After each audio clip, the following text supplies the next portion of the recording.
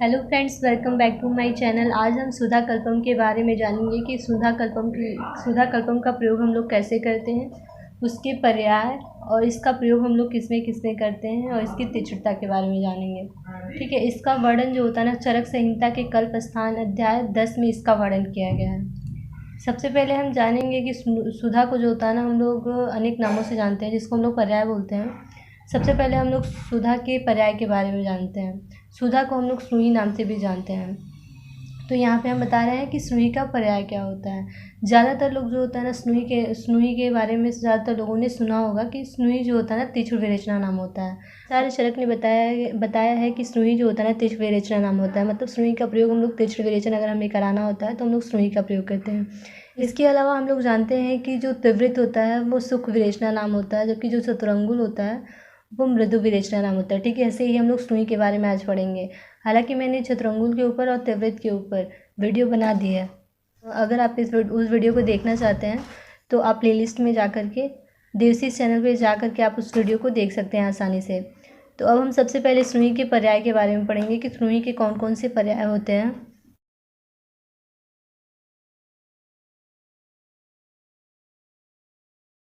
स्नुई के पर्याय को हम लोग इस ट्रिक के द्वारा आसानी से याद कर सकते हैं। जैसा कि हम आपको बताने जा रहे हैं स्नुई के पर्याय के बारे में।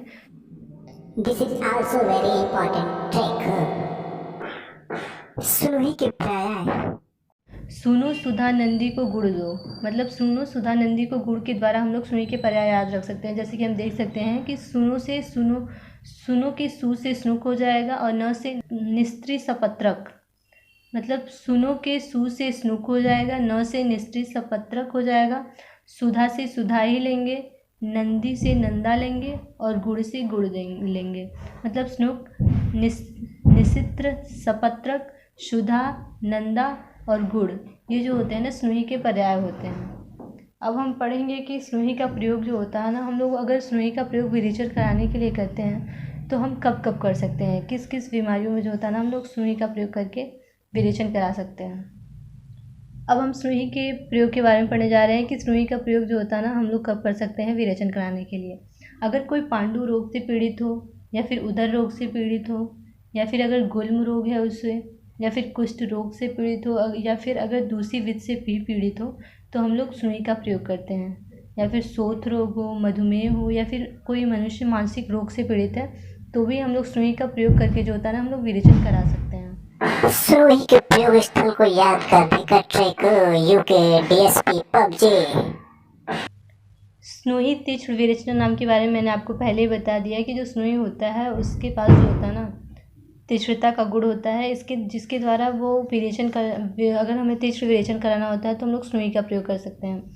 तो अब हम स्नुई की तीक्ष्णता के बारे में पढ़ने जा रहे हैं कि अगर स्नुई जो होता है ना तीक्ष्ण विरेचन में हेल्प करता है तो उसके पास क्या क्या ऐसी प्रॉपर्टी होती है जिसकी वजह से ये तीक्ष्ण विरेचन नाम होता है। स्नुई जो होता है ना तीक्ष्णतम विरेचन द्रव्य। मतलब हम कह सकते हैं कि जो स्नुई जो होता है ना तीक्ष्णतम विरेचन द्रव्य होता है। यह दोषों के समुदाय का शीघ्र ही भेदन करता है, किंतु यदि इसका प्रयोग समुचित नहीं हुआ अर्थात बिगड़ गया तो ये अधिक कष्टकारक होता है। मतलब जो स्नुई होता है उसका प्रयोग जो होता है ना, अगर बहुत सारे दोष हैं, ठीक है, दोषों के समुदाय को ये आसानी से भेदन कर लेता है। ठीक है, अगर इसका प्रयोग जो होता है ना अच्छी तरह से नहीं हुआ है तो ये जो होता है ना बहुत ही ज़्यादा कष्टकारक होता है।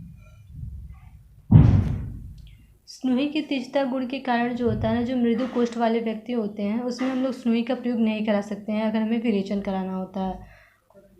और स्नुई के तीक्ष्णता गुण के कारण हम कह सकते हैं कि यदि अगर शरीर में हमारे दोष का संचय बहुत कम मात्रा में हुआ है, यदि शरीर में दोष का संचय जो होता है ना अल्प मात्रा में हुआ है तो इसका प्रयोग हम नहीं करते हैं। अगर दोषों का प्रयोग बहुत ज़्यादा हुआ है, मतलब अधिक मात्रा में दोषों का संचय हुआ है, तो हम लोग स्नुई का प्रयोग करके विरेचन कराते हैं। अब हम स्नुई के भेद के बारे में जानने जा रहे हैं। स्नुई को हम लोग सेहुन के नाम से भी जानते हैं। तो यहाँ पे यही बताया गया है कि सेहुन के भेद कितने होते हैं। जैसे सेहुन है, दो तरह के होते हैं ये। एक तो ऐसे प्लांट्स होते हैं, एक तो ऐसा होता है जिसमें अधिक कांटे वाला होता है, और दूसरा ऐसा होता है जो कम कांटे वाला होता है। दिस इज सेहुर प्लांट। लेकिन जो अधिक कांटे वाले होते हैं ना, उनके वो बहुत अधिक तीक्ष्ण होते हैं, उसमें जो कांटे होते हैं वो बहुत अधिक तीक्ष्ण होते हैं और वो चोक होते हैं। मतलब हम कह सकते हैं कि बहुत ज़्यादा नुकीले होते हैं। सेउन में जो अधिक कांटे वाले प्लांट्स होते हैं उसी को श्रेष्ठ माना जाता है, जबकि जो कम कांटे वाला होता है वो श्रेष्ठ नहीं माना जाता है। अब हम सेहुन के बारे में पढ़ने जा रहे हैं कि जो सेहुन होता है उसका संग्रह हम कैसे कर सकते हैं। सेहुन को हम लोग सुई नाम से भी जानते हैं, हमने आपको बताया है। तो अब इसके संग्रह के बारे में हम पढ़ने जा रहे हैं कि हम लोग इसका संग्रह जो होता है ना किस ऋतु में करेंगे। सबसे पहले यहाँ बताया गया है कि 2 या 3 वर्ष पुराने सेहुन को छुरी से चीर कर दूध निकाल लेते हैं। मतलब हम कह सकते हैं कि लगभग 2 से 3 साल पुराना जो सेहुन होता है उसको हम लोग चीर लेते हैं, उसमें से दूध निकाल लेते हैं। सेहुन का जो दूध होता है ना, शिशिर के अंत भाग में इसका संग्रह किया हुआ दूध अधिक लाभकारी होता है। मतलब जो सेहुन होता है शिशिर के अंत में अगर हम लोग इसके दूध का संग्रह करते हैं तो ये बहुत ज़्यादा लाभकारक होता है। अभी तक हमने पढ़ा कि जो सेहुन होता है उसके दूध का संग्रह हम किस ऋतु में करते हैं और कैसे करते हैं। ठीक है, अब हम देखने जा रहे हैं कि जो सेहुन होता है ना उसका जो दूध होता है उसकी शुद्धि हम कैसे करते हैं। ठीक है, हम क्या करते हैं कि बिलवादी, पंचमूल, बड़ी कटेरी या फिर भटकटैया जिसको हम कहते हैं, इनमें से किसी एक द्रव्य के क्वाथ में समान मात्रा में सेहुन का दूध मिला देते हैं और उसे आग पर चढ़ा करके धीरे धीरे सुखा डालते हैं। मतलब हम कह सकते हैं कि या तो बिलवादी, पंचमूल वगैरह में से किसी को ले सकते हैं, या फिर बड़ी कटेरी जिसको हम लोग भटकटैया बोलते हैं। इसमें से हम लोग किसी एक द्रव्य के क्वाथ के में समान मात्रा में सेहुन का दूध मिला लेते हैं, फिर उसको आग पे चढ़ा लेते हैं, फिर उसको धीरे धीरे जलाते हैं। जब वो सूख जाता है, सूखा हुआ जो दूध होता है उसको 1 कोल की मात्रा में ले करके, अर्थात मतलब हम कह सकते हैं एक जो सूखा हुआ दूध है उसको 1 कोल की मात्रा लेते हैं, या फिर हम कह सकते हैं जो छोटी बेर होती है उसके बराबर लेते हैं। फिर उसमें हम लोग सौवीर, तुषोदक,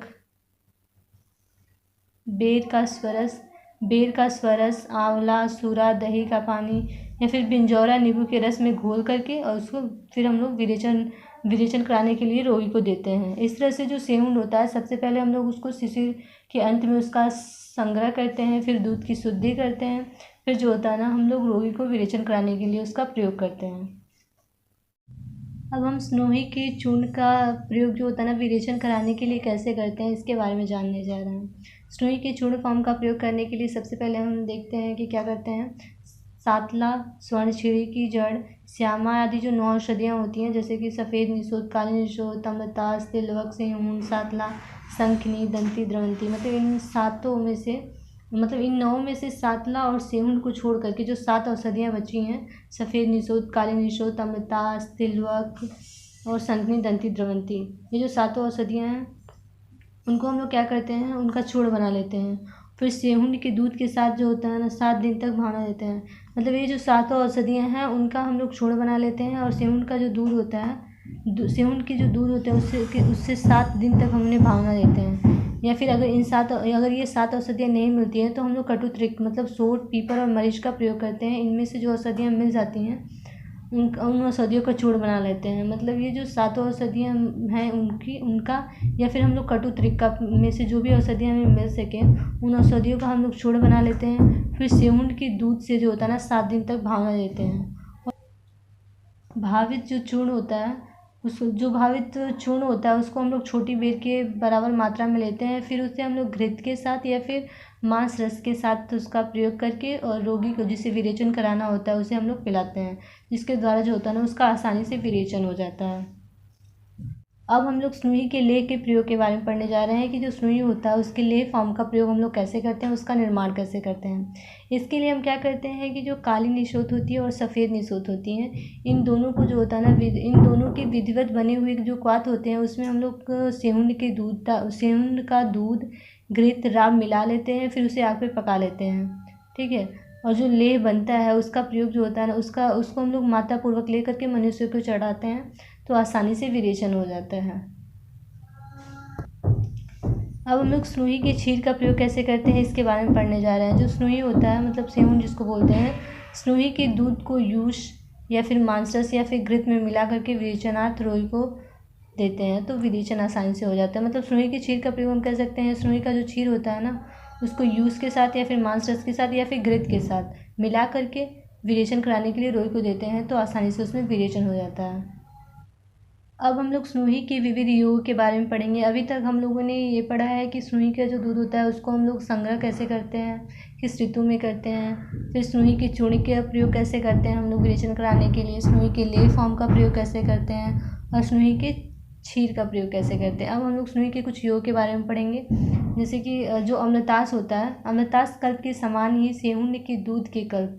अमृतास जिसको हम लोग चतुरंगुल के नाम से भी जानते हैं, इसके ऊपर मैंने वीडियो बना दी है, आप देखना चाहते हैं तो मेरे चैनल पे जाके देख सकते हैं। अमृतास के कल्प के समान ही सेहुन के दूध के कल्प और आंवला के रस, सेहुन के दूध के से पकाए हुए दूध से निकाले हुए घृत का विधिपूर्वक पाक करना चाहिए। मतलब यहाँ बताया गया है कि जो अमृतास कल्प के बारे में बताया है, ठीक वैसे ही जो सेहुन के दूध का कल्प होता है और आंवले का जो रस होता है, सेहुन के दूध से पका लेते हैं, फिर दूध से निकला हुआ जो घृत होता है उसका विधिपूर्वक पाक करते हैं। सेहुन के दूध से अमृतास की तरह सूरा बनाना चाहिए। मतलब जो सेहुन का दूध होता है, अमृतास में भी मैंने बताया है कि उसकी सूरा का प्रयोग कैसे करते हैं और कैसे उसका निर्माण करते हैं। ठीक उसी तरह से बताया गया कि जो सेहुन का दूध होता है ना, उसका प्रयोग करके भी हम लोग सूरा बना लेना चाहिए।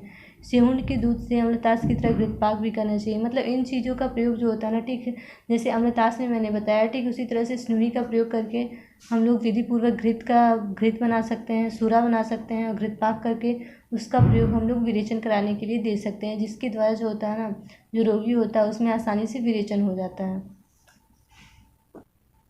अब हम स्नूही के योगों के बारे में पढ़ेंगे। जो स्नूही होता है उसके जो योग होते हैं उसको हम लोग आसानी से कैसे याद कर सकते हैं। स्नूही के योग को जो होता है ना, हम लोग आसानी से इस ट्रिक के द्वारा याद रख सकते हैं।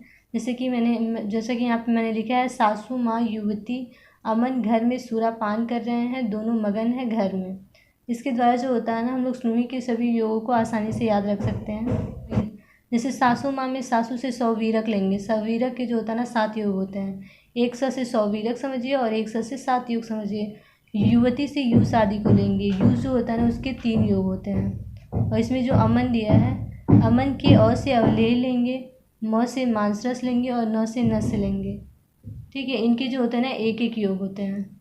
घर के घर से हम लोग घृत के अनुपान से लेंगे और सुरा से सुरा लेंगे, पान से पानक लेंगे।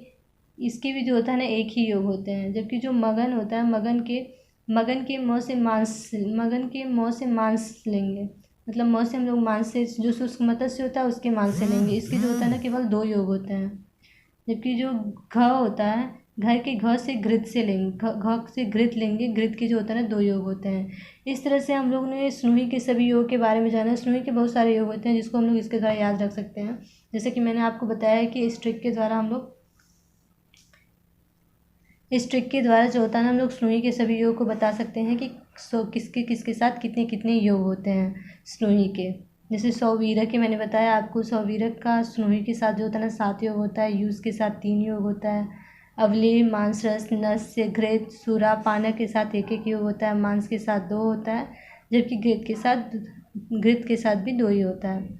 अब हम लोगों ने स्नूही का प्रयोग हम लोग विरेचन कराने के लिए जो होता है ना, भिन्न भिन्न रोगों में कैसे कराते हैं विरेचन, ये भी मैंने आपको बताया है। स्नूही के लेह फॉर्म का प्रयोग कैसे करते हैं, चूर्ण का प्रयोग कैसे करते हैं, और अम्लतास की तरह ही स्नूही का जो होता है हम लोग घृत पाक कैसे कराते हैं, सूरा का प्रयोग कैसे करते हैं, और दूध का प्रयोग करके हम लोग घृत कैसे निकालते हैं, उसको पाक करके हम लोग विरेचन कराने के लिए रोग को कैसे करते हैं, इसके बारे में हम लोगों ने पढ़ा। मतलब ओवरऑल हम लोगों ने स्नूही के जो तीक्ष्णतम गुण होते हैं उसके द्वारा हम लोग विरेचन कैसे कराते हैं इसके बारे में पढ़ा है।